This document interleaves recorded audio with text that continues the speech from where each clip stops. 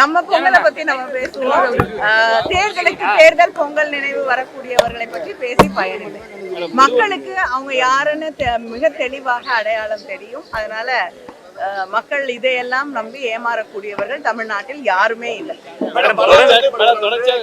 நான் இன்னும் படம் பார்க்கலங்க. நான் படம் பார்க்காத ஒரு ஏங்க நான் இப்பதாங்க பதில் சொன்னேன். நான்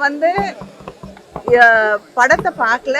அதை தாண்டி தேர்தலுக்கு தேர்தல் தமிழர்களை பற்றி, தமிழ்நாட்டை பற்றி, தமிழ் மொழியை பற்றி அக்கறைப்படக்கூடியவர்கள், இந்தியை கொண்டு வந்து தமிழ்நாட்டிலே திணிக்க வேண்டும் என்று நினைக்கக்கூடியவர்கள், தமிழ்நாட்டுக்கு தர வேண்டிய நிதியை தராதவர்கள் எல்லாம் திடீர்னு தேர்தல் வந்தோடனே தமிழர்களை பற்றி அவங்களுக்கு நினைவு வரும் பொழுது அவங்க யாருன்னு தமிழர்களுக்கு தெளிவாக தெரியும். அதனால அதை நம்பி தமிழ் மக்கள் ஏமாற தயாராக. நான் படம் பார்க்கலங்க.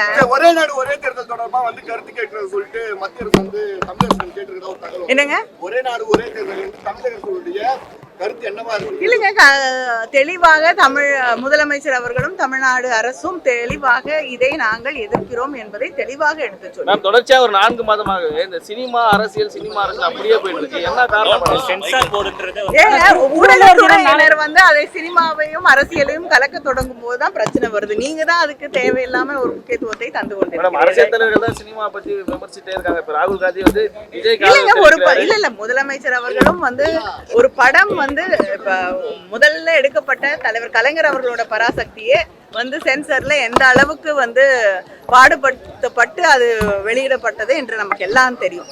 அதனால தொடர்ந்து சென்சர் அப்படிங்கிறது ஒரு டூலா மாற்றப்படும் போது மக்களுக்கு எதிரான ஒன்றாகவும் ஒரு ஆளுங்கட்சியின் கையில இருக்கக்கூடிய ஆயுதமாகவும் பயன்படுத்தப்படும் போது இப்ப இடி, சிபிஐ எல்லாமே அப்படிதான் தொடர்ந்து இருக்கு. அப்படிப்பட்ட ஒரு சூழலிலே நிச்சயமாக முதலமைச்சர் அவர்கள் அதற்கு ஒரு கருத்தை தெரிவித்திருக்கிறார்கள். செய்திகளை உடனுக்குடன் தெரிந்து கொள்ள கீழ்கண்ட கேபிள் மற்றும் டிடிஹெச் நெட்வொர்க்குகளில் எம்நாடு செய்தி தொலைக்காட்சியை காணுங்கள். பாதகம் செய்பவரை கண்டால் நாம் பயம் கொள்ளலாகாது பாப்பா. மோதி மிதித்து விடு பாப்பா, அவர் முகத்தில் உமிழ்ந்து விடு பாப்பா. அண்மை செய்திகளை உடனுக்குடன் தெரிந்து கொள்ள இணைந்திருங்கள் எம்நாடு தொலைக்காட்சியுடன்.